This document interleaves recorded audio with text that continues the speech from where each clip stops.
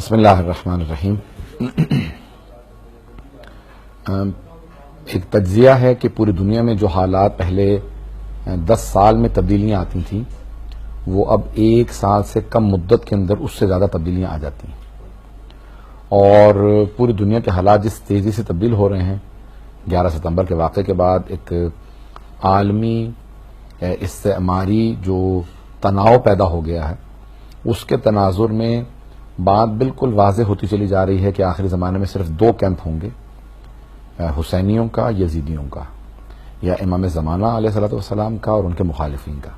تمام ادیان میں ایسا ہی ہوگا، حتیٰ مختلف جو دین ہیں جن کے اندر امام مہدی علیہ السلام امام نہیں ہیں لیکن ان کے ہاں مہدویت کا تصور پایا جاتا ہے یا سیویر کا، وہ بھی منتظر ہیں اور چاہتے یہ ہیں کہ اگر آج ایک ایسی عالمی ہستی کا جو الہی نمائندہ ہو ظہور ہوتا تو ہم ساتھ دیں گے۔ اب جب تمام دنیا اس تناظر میں ہر چیز کو دیکھ رہی ہے تو اگر ان کے ماننے والے اس بات کا ادراک نہ کر پائیں تو یہ نہایت افسوس کی بات ہے۔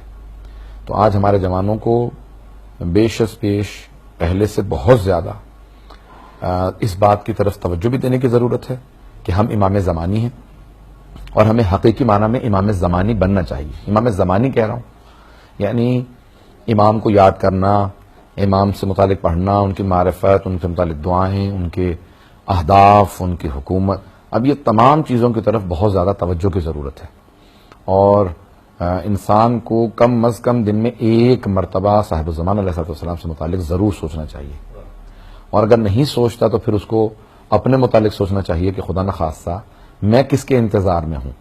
ایسا تو نہیں کہ کہیں میں باطل کے انتظار میں بیٹھا ہوں اور میں حق کے انتظار میں نہ ہوں۔ تو حق کے ساتھ وابستہ ہونے کے لیے حق کا عشق، محبت، ولایت، معرفت، یہ سب چیزیں بہت ضروری ہیں۔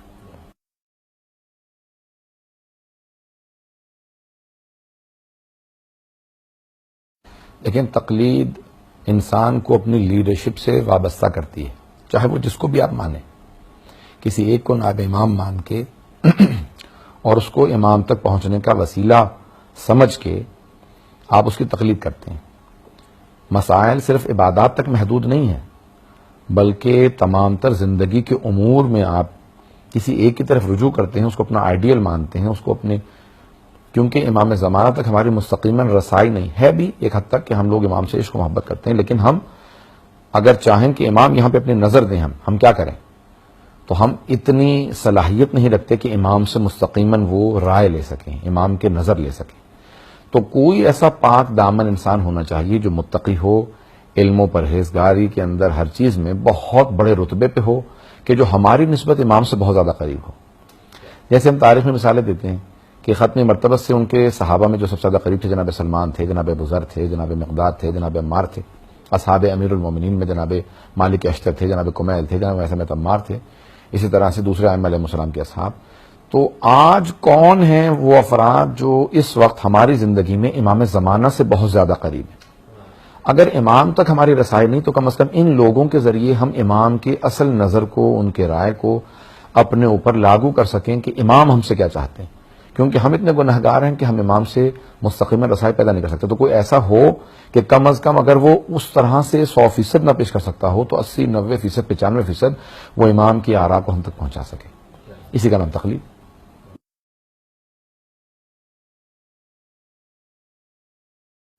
پہلی بات یہ ہے کہ آپ اپنے آپ کو فرد نہ سمجھیں۔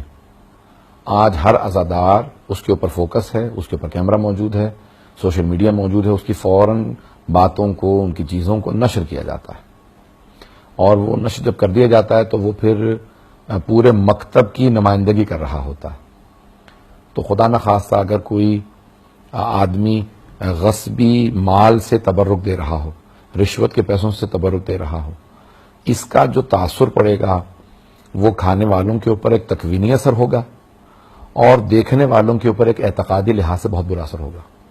اسی طرح سے ہر چیز کے اندر ہم جو اعمال انجام دے رہے ہیں، عزاداری کو عادتاً نہ کریں بلکہ عقیدتاً انجام دیں۔ ہمارے عقیدے کا جز ہے عزاداری، ہم عقیدت کے ساتھ عزاداری میں آئیں، اس کو عبادت سمجھتے ہوئے وضو کے ساتھ عزاداری میں آئیں۔ وہ عبادت ہے، یہ جو فرش اعضاء پہ بیٹھنے سے متعلق کتنے فضائل لکھے ہیں، کتنے گناہان کبیرہ صغیرہ معاف ہو جاتے ہیں جب آپ نیت کر کے چلتے ہیں، تو اس کو بہت عقیدت کے ساتھ کرنا چاہیے. کوئی ایسا کام نہ کریں جس سے دین کی توہین ہو، امام حسین علیہ السلام پہ حرف آئے. تو ہمارا کوئی کام بھی ایسا نہیں ہونا چاہیے جس سے دین پہ حرف آئے. ایک دوسری میں اس بات کی طرف خاص توجہ دلاؤں گا کہ اگر آپ دیکھتے بھی ہیں کہ کچھ ایسے مسائل پیدا ہو رہے ہیں جس کی وجہ سے توہین ہو رہی ہے، تو جو بانیان ہیں ان کے ساتھ بیٹھ کے پیار و محبت سے بات کریں. جو آرگنائزرز ہیں ان کو سمجھائیں کہ یہ چیزیں نہیں ہونی چاہیے. لوگوں میں نزاع پیدا نہ کریں، لوگوں میں اختلافات اور لڑائیاں پیدا نہ کریں. مہندی نکلنی چاہیے، نہیں نکلنی چاہیے، یہ لڑائی اور نزاع کا ہمارے لیے سبب نہ بنے. اگر ایک آدمی بضد ہے کہ ہونی چاہیے تو وہ مہندی کے اندر شرکت کرے، اور وہ جو راضی نہیں ہے وہ اس کی توہین نہ کرے، اور جو بضد ہے کہ نہیں ہونی چاہیے وہ اس کی توہین نہ کرے کہ جو نکال رہا ہے. یعنی یہ نزاع اور لڑائیوں کے سبب نہیں ہونے چاہیے. عزاداری احترام سکھاتی ہے، تو ہم احترام کے ساتھ دوسروں کے عقائد کا، دوسروں کے نظریات کا، دوسروں کے رسومات کا، جب ہم ہندو اور سکھوں اور یہودی اور عیسائیوں تک کے رسومات کا احترام کرتے ہیں تو دوسرے عزاداروں کے رسومات کا احترام کریں. عزاداری دراصل تو صرف گریے کا نام ہے بس. باقی تمام چیزیں جو اس کے اندر آہستہ آہستہ اضافہ کی گئیں، وہ اس مکتب، اس پلیٹ فارم کو، اس پورے کے پورے نظام کو دنیا تک پہنچانے کے لیے سارے اسباب مہیا کیے گئے کہ ہم تک محدود نہ رہے بلکہ دوسروں تک پہنچے. اس لیے مدارس برپا کی گئیں کہ صرف مصائب نہ ہوں بلکہ اس کے جو جملے ہیں وہ دوسروں تک اہل بیت کی فکر پہنچے، ان کے نظریات پہنچے، ان کے عقائد پہنچے، تفسیر قرآن پہنچے، حدیث پہنچے. سڑکوں پہ جلوس نکالا تھا کہ دوسروں کو پیغام پہنچے کہ کوئی مظلوم تھا جو شہید ہو گیا. تو اب یہ ساری چیزیں، گریہ اصل ہے، باقی سب چیزیں جو اس کے اندر اضافہ ہوتی چلی گئیں وہ صرف اور صرف اس کے اندر تقویت دینے کے لیے، عزاداری کو مؤثر بنانے کے لیے، تاکہ دوسروں تک پیغام پہنچے. کل کوئی ہم سے شکوہ نہ کرے کہ تم لوگوں نے ہم تک پیغام نہیں پہنچایا تھا امام حسین علیہ السلام کا. تو ہم نے اس میں بہت سی چیزوں کو کوشش کی کہ رائج کیا جائے تاکہ دوسرے بھی وہ پیغام حاصل کر سکیں. تو اب ہمیں اس بات پہ خاص طور سے سوچنا چاہیے، کوئی ایسا کام نہ کریں کہ دوسروں کو غلط پیغام جائے. جب لوگ دیکھیں تو وہ اس پیغام کو دیکھنے کے بعد اپنانے کی کوشش کریں. امام حسین صرف شیعوں کے نہیں ہیں، امام حسین پوری کائنات کے لیے آئے. امام حسین سب کے ہیں، صرف مسلمانوں کے نہیں، حتیٰ کفار کے لیے بھی امام حسین علیہ السلام ہے. جو امام حسین کو مانے گا امام حسین اس کے ہیں. اور آج پوری دنیا میں سید الشہداء کا عشق موجود ہے. لوگ سننا چاہتے ہیں، جاننا چاہتے ہیں امام حسین کون. آج جب مغربی دنیا میں کربلا کے نام پہ گلیوں کے نام رکھے جا رہے ہیں، اس کا مطلب ہے کہ لوگ جاننا بھی چاہتے ہیں اور ماننا بھی چاہتے ہیں. تو ہمیں اس طرح سے پیش کرنا چاہیے کہ لوگ اس کو مانیں، پہچانیں، اپنائیں.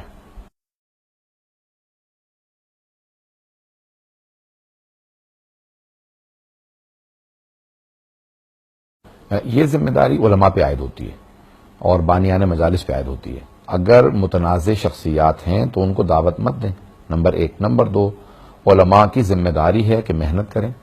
خطابت کے میدان کو جب آپ ترک کر دیں گے تو پھر وہ افراد ممبر پہ آئیں گے کہ جو عالم نہیں ہیں، جنہوں نے محنت نہیں کی، اور وہ جو منہ میں آئے گا وہ پیش کریں گے. تو اس میں علماء کی ذمہ داری بہت زیادہ بڑھ جاتی ہے. وہ اللہ کے نزدیک جواب دہ بھی ہیں، اور اللہ کے نزدیک اور امام زمانہ علیہ الصلوۃ والسلام کے نزدیک جواب دہ ہونے کے ساتھ ساتھ وہ مجرم ہیں اگر وہ صلاحیت رکھتے ہیں اور نہیں سیکھتے، محنت نہیں کرتے، نہ فضائل پڑھنے کی نہ مسائل پڑھنے کی. تو یہ بہت بڑی کوتاہی ہے، اور ہم مکتب کی خدمت میں اگر کوتاہی کریں گے تو ہم جواب دیں اپنی قبروں کے اندر. تو میں سمجھتا ہوں کہ خطابت کے میدان میں علماء کو بہت محنت کرنی چاہیے. فارسی کی مثال ہے کہ خانہ خالیرہ دیو میں گرا. اگر گھر خالی ہونا تو جن قبضہ کر لیتے ہیں. اسی طرح سے جب ممبروں کو آپ چھوڑ دیں گے، محنت نہیں کریں گے، لوگ اچھی محنت کی تقریر سننا چاہتے ہیں، نہیں سننا چاہتے کہ مولانا نے کیا. بعض اوقات الفاظ آپ کے اچھے نہیں ہوتے تو لوگ محنت سننا چاہتے ہیں. تو محنت کر کے آئیں، ممبروں پہ آئیں، خدمت کریں، اور اس سے بڑی کوئی خدمت نہیں. جب علامہ طباطبائی رحمۃ اللہ علیہ جیسی ہستی کہ آخری عمر میں ان سے پوچھا کہ اگر آپ دوبارہ اپنی زندگی گزاریں تو کیا کرتے، تو کہا میں امام حسین کا مصائب پڑھنے والا بنتا. کہ جتنا ثواب امام حسین کے مصائب پڑھنے کا کسی چیز کا نظر نہیں آیا. تو میں یہی کہوں گا اپنے برادران سے کہ معاشرے میں اس وقت ضرورت ہے اور وہ محنت کریں اور آئیں میدان میں.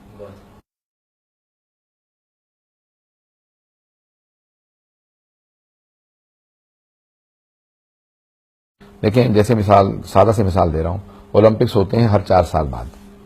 لوگ 3 سال محنت کرتے ہیں، چوتھے سال میں بعمل بنتے ہیں اور پھر جانے کے بعد کمپیٹ کرتے ہیں. ہمیں پورا سال ملتا ہے کہ ہم تیاری کریں، محنت کریں کہ صحیح طرح سے پیغام. شب قدر وہ 3 شبوں میں آ جاتی ہے کہ ان میں سے کوئی ایک شب قدر. نیمہ شعبان سال میں ایک مرتبہ اللہ نے مناسبتیں رکھی، دیکھا اللہ جانتا ہے کہ لوگوں میں پورے سال قوت سے خدمت کا ان میں جذبہ موجود نہیں ہوگا. بہت کم افراد ہوں گے جن کے اندر پورے سال وہ انرجی رہے گی، وہ قوت رہے گی، وہ ان کے اندر توانائی باقی رہے گی. تو باقی لوگوں میں نہیں ہوگی تو وہ کیا کریں؟ جیسے مثال کے طور پہ مختلف تحریکیں شروع ہیں کہ امام حسین کے تعارف کروانے کے حوالے سے مختلف آج کل کام ہو رہے ہیں. پوسٹر لگائے جائیں، بینر لگائے جائیں، مختلف شخصیات کے اقوال لگائے جائیں. تو ہر آدمی پہچانے کہ امام حسین علیہ السلام کون ہے. ہر آدمی جس کو وہ مانتا ہے اس سے سننا چاہتا ہے کہ حسین کون ہے. جو مجھے مانتا ہوگا وہ چاہے گا کہ میں ان کو بتاؤں اور ان کی معرفت میں اضافہ کروں. جو مجھے نہیں مانتے وہ اس سے سننا چاہیں گے جو جس کو وہ مانتے ہیں. تو ہم پورے سال محنت کریں کہ ہم 2 مہینے 8 دن کے اندر اس طرح سے پیغام پہنچائیں کہ سب کے لیے قابل قبول بھی ہو، قابل عمل بھی ہو اور وہ اپنائیں. کیونکہ آخری زمانے میں کوئی دنیا میں ایسا آدمی نہیں ہوگا جس نے امام حسین کا نام نہیں سنا ہوگا. تو اگر ہم اس کا ایک جز بن جاتے ہیں، ہم اس کا ایک حصہ بنتے ہیں، اس تشہیر کا، اس تعارف کا، اس معرفت کے اجاگر کرنے کا، تو اس سے بڑی عبادت کیا ہوگی کہ آج امام زمانہ کے لیے مقدمہ فراہم کر رہے ہیں، امام زمانہ کے ظہور کے لیے مقدمہ. تو یہ بہت بڑی سعادت ہے کہ امام حسین کا تعارف کرانے کے لیے جو لوگ حصہ لیں گے تو وہ بہت بڑی عبادت، بہت بڑی اس عالمی تحریک اور نہضت کا، بلکہ عالمی جو ظہور ہے اس کا جز ہیں وہ لوگ. تو یہ بہت بڑی عبادت ہے.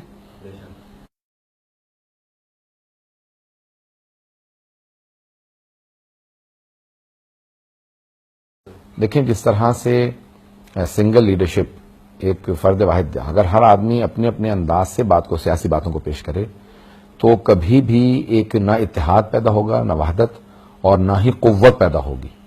یہ جو اللہ نے حج رکھا ہے تو جناب سیدہ کے خطبے میں ہے کہ حج اسلام کی قوت کے اظہار کے لیے اللہ نے رکھا کہ پوری دنیا سے لوگ جمع ہو جاتے ہیں. آج امام حسین کے نام پہ لوگ دوبارہ جمع ہوتے ہیں، 40 پہ کربلا کے اندر جمع ہوتے ہیں، عاشورہ پہ. اسی طرح سے سیاسی قوت کے لیے آج ہمارے پاس ایک حکومت ہے، ایک ملک ہے. تو اس لیے بہت ضروری ہے کہ ہم لوگ اس کے اندر نزاع نہ کریں، اور جو سیاسی مسائل ہیں کم از کم اس کے اندر ہم متحد رہیں. اس لیے بہت ضروری ہے کہ سیاسی رہبریت وہ فرد واحد پہ منحصر ہو. اگر آپ 10 افراد کے اندر منحصر کریں گے اس کو، یا 5 میں یا 2-4 میں، تو سیاسی لحاظ سے کبھی بھی ایک سوئی، ایک جہتی اور قوت کا اظہار نہیں ہوگا.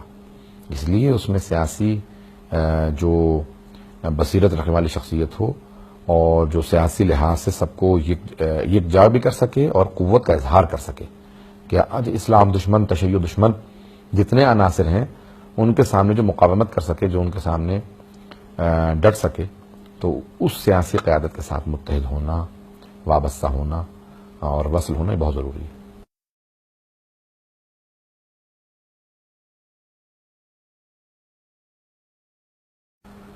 دیکھیں میں اس میں بہت زیادہ تنقید نہیں کرنا چاہتا، لیکن پاکستان جو ہے وہ ایران کے بعد شاید دنیا کی سب سے بڑی شیعہ آبادی ہو. کچھ لوگ کہتے ہیں کہ ہندوستان ہے اس کے بعد پاکستان، مجھے اندازہ نہیں ہے، لیکن بہرحال پاکستان دنیا کی سب سے بڑی شیعہ آبادیوں میں ہے. لیکن اگر ہم اپنے اثر و نفوذ کو دیکھیں قومی حیثیت سے تو ہمارا اثر و نفوذ بہت ضعیف ہے، بہت کمزور ہے، اور اس کی متعدد وجوہات ہیں. اس میں سے سب سے جو بڑی علت ہے وہ ہمارا آپس میں متحد نہ ہونا. اور اگر 2 افراد متحد ہوتے ہیں تو وہ 50 افراد کی جو بس لوٹ لیتے ہیں، تو وہ 2 افراد اتحاد کی وجہ سے، وہ 50 افراد الگ الگ ہوتے ہیں، تو وہ 50 افراد 2 کے مقابلے میں کچھ نہیں ہوتے. تو اتحاد جو ہے وہ ایک اکیلا ہوتا ہے، 2 11 کے برابر ہوتے ہیں. اور اسی طرح سے پوری بحثیں ہیں کہ وحدت کیا چیز ہے، اور یہ انسان کو اگر اتحاد ہو تو کہاں لے جاتی ہے.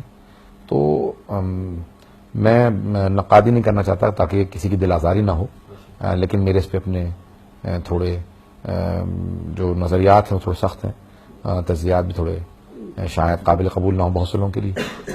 لیکن بنیادی جو ہمارے ضعف و کمزوری کی وجہ ہے وہ ہمارے آپس کا نفاق اور آپس کی جو عدم وحدت ہے وہ سب سے مین وجہ ہے. انہوں نے 27 سال میں جہاں پہ خمینی چھوڑ کے گئے تھے انقلاب کو، انہوں نے اس کو آگے بڑھایا، اور انہوں نے سیاسی لحاظ سے، اجتماعی حوالے سے اور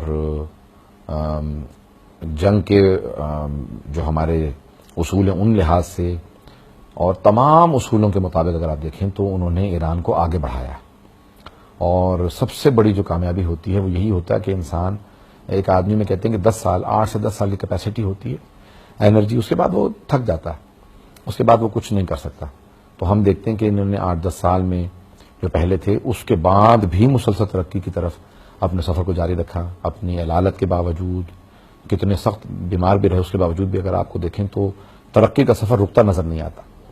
اور یہ بہت بڑی کامیابی ہوتی ہے کسی بھی سیاسی، اجتماعی، مذہبی رہنما پیشوا کے لیے. سب سے بڑی کامیابی یہی ہے کہ پیش رفت ہوتی رہے، ترقی کا سفر نہ رکے، جو ایران میں جاری ہے. اور ایران نے کسی بھی جگہ پہ بریک نہیں لگائے، کسی بھی جگہ یہ نہیں کہا اب اس سے آگے ہمارا سفر نہیں ہوتا، اس سے آگے ہمارے پاس کوئی سفر نہیں ہے. تو یہ میں سمجھتا ہوں کہ اس منصب پہ ہو کے اس کامیابی کو حاصل کرنا یہ سب سے بڑی کامیابی ہے.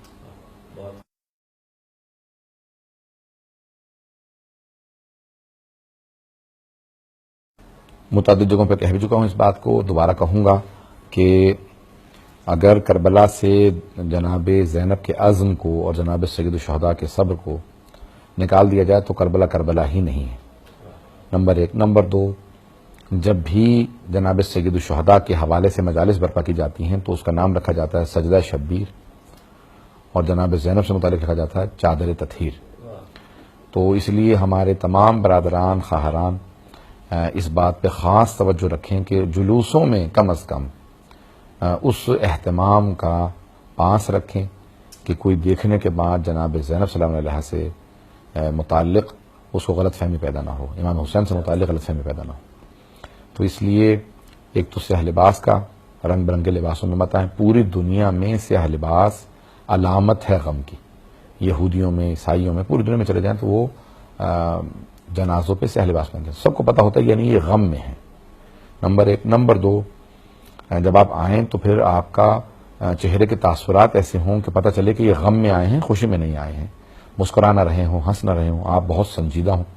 اور نمبر 3، جتنے بھی برادران خواہران آئیں وہ پردے کی، تمام مردوں کا بھی پردہ، خواتین کا پردہ، سب پردے کی مراعات بھی کریں اور نماز کی بھی رعایت کریں تاکہ ہماری طرف سے کوئی کوتاہی نہ ہو. سید الشہداء کی بارگاہ کے اندر ہم جسارت نہ کریں، گستاخی نہ کریں امام حسین کی بارگاہ میں. امام حسین بہت کریم ہیں جنہوں نے دشمنوں کو رد نہیں کیا. ہر جیسے دشمن کو جس نے پانی بند کر دیا، 2 محرم کو خیمے اکھڑوا دیے، جب وہ 9 محرم کے بعد صبح میں آ جاتے ہیں شب عاشور کے بعد تو امام حسین انہیں بھی قبول کر لیتے ہیں. وہ کہتے ہیں میری توبہ قبول ہو سکتی ہے، ہم کہتے ہیں ہاں توبہ قبول. تو امام حسین بہت کریم ہے، لیکن کوئی گستاخی نہ کریں ہم لوگ کم از کم جلوسوں کے اندر کہ جس کی وجہ سے جناب سید الشہداء کی دل آزاری ہو.